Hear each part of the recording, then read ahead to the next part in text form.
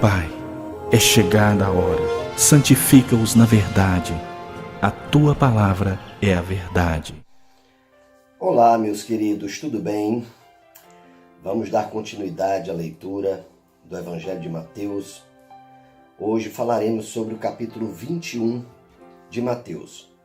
Esse capítulo é muito interessante, porque nesse capítulo Jesus faz a sua entrada triunfal em Jerusalém.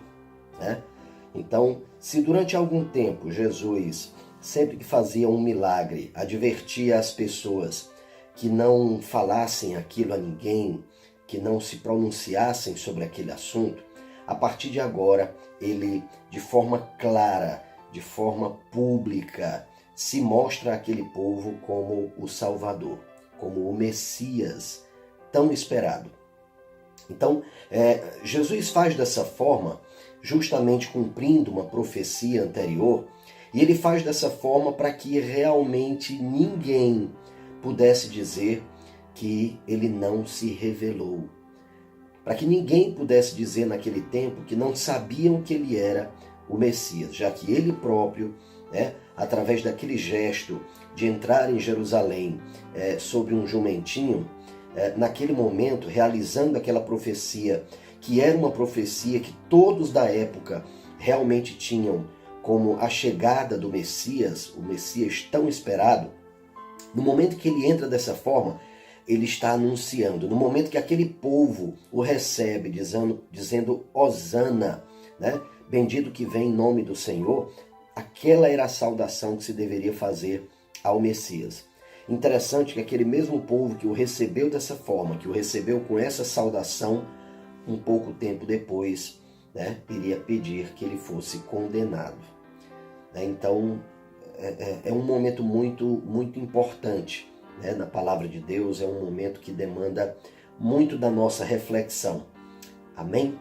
Então, vamos estar sempre atentos a esse princípio. Muitas vezes nós recebemos a Jesus como nosso Rei, nós recebemos a Jesus como nosso Salvador.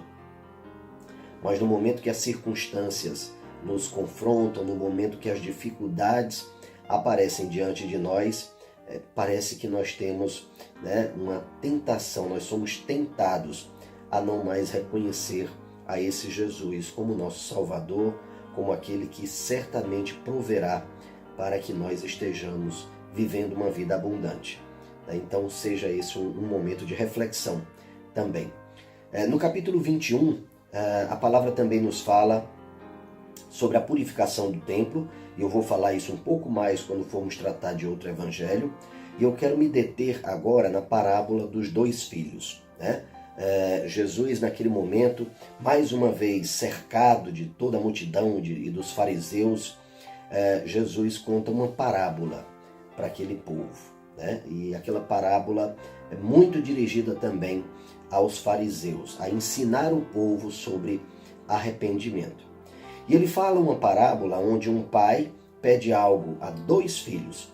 Ao primeiro ele pediu e ele disse, não, eu não vou fazer. Mas depois refletiu e fez. Ao outro ele pediu a mesma coisa e ele disse, certamente eu farei, mas não fez. Então ele faz uma pergunta, qual dos dois filhos obedeceu realmente ao seu pai? E os próprios fariseus reconheceram. Ora, o primeiro obedeceu. Sabe, querido, Jesus nessa parábola, ele está nos ensinando sobre a nossa atitude diante dele, diante do pedido dele, diante daquilo que ele espera de nós. É isso que ele está nos ensinando. Muitas vezes nós sabemos o que é o correto a fazer, muitas vezes nós sabemos o que Jesus realmente espera de nós. E nós podemos ter a atitude de um dos dois filhos. Jesus estava dizendo naquele momento que as prostitutas e os publicanos precederiam os fariseus no reino dos céus. E por que eles precederiam? Por acaso prostitutas e publicanos são mais importantes do que qualquer outro ser humano? Não, não é sobre isso que Jesus está falando. Ele está falando sobre pessoas que reconhecem que erraram. e que por reconhecerem que erraram, se arrependem. E por se arrependerem, têm acesso a esse reino. Por se arrependerem, por dependerem de Deus, por dependerem da salvação de Jesus, elas têm acesso ao reino de Deus. Mas, por outro lado, existem outros que, no seu coração, creem que pelo simples fato de abrirem a boca e declararem que já teriam obedecido. Pelo simples fato de agirem publicamente de uma forma piedosa, de uma forma santa, que só por isso já seriam perfeitamente aceitos.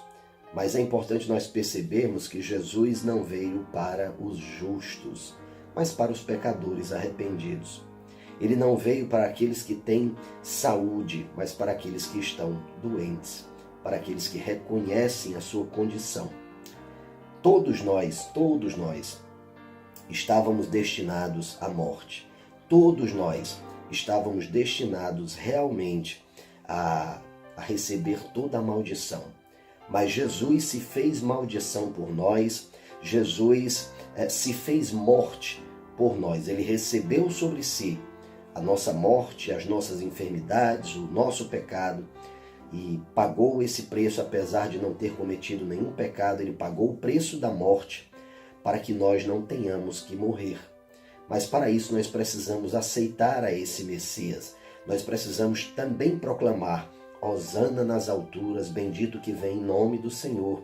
E não simplesmente falar, mas viver de acordo com essa crença. Amém? Então é importante nós percebermos isso. Para finalizar, o capítulo 21 também nos fala sobre a parábola dos lavradores. E nessa parábola é muito interessante nós percebermos isso, que esses lavradores, eles receberam uma terra já pronta, poços cavados, cercada, tudo no ponto, para simplesmente semearem e depois colherem. Essa parábola fala sobre nós. Esses lavradores somos nós. O dono daquela lavoura, o dono daquela colheita é o próprio Pai, é o Criador dos céus e da terra. Foi Ele que nos deu a vida, foi Ele que nos deu o mundo. E muitas vezes nós nos comportamos como se nós fôssemos os proprietários do mundo e os proprietários das nossas vidas. E nós não somos. Nós temos que prestar contas de tudo aquilo que nós fizermos nesse mundo, de tudo aquilo que nós tivermos cuidado nesse mundo, e certamente prestaremos contas com Deus sobre o que fizemos com a nossa vida, sobre o que fizemos com os dons que Ele nos deu. Então é importante percebermos isso. Jesus estava também nesse momento confrontando os fariseus, porque eles proclamavam que esperavam o Salvador, proclamavam que esperavam o Messias, mas o Messias estava diante deles e eles não o reconheceram. O Messias estava diante deles e eles não deram glória a esse Messias. Então é importante termos essa atitude, é importante nós estarmos sempre com o coração sedento de fazer a vontade de Deus e com os nossos braços e pés prontos a fazermos aquilo que Deus nos pede para fazer. Amém? Que Deus te abençoe e até amanhã.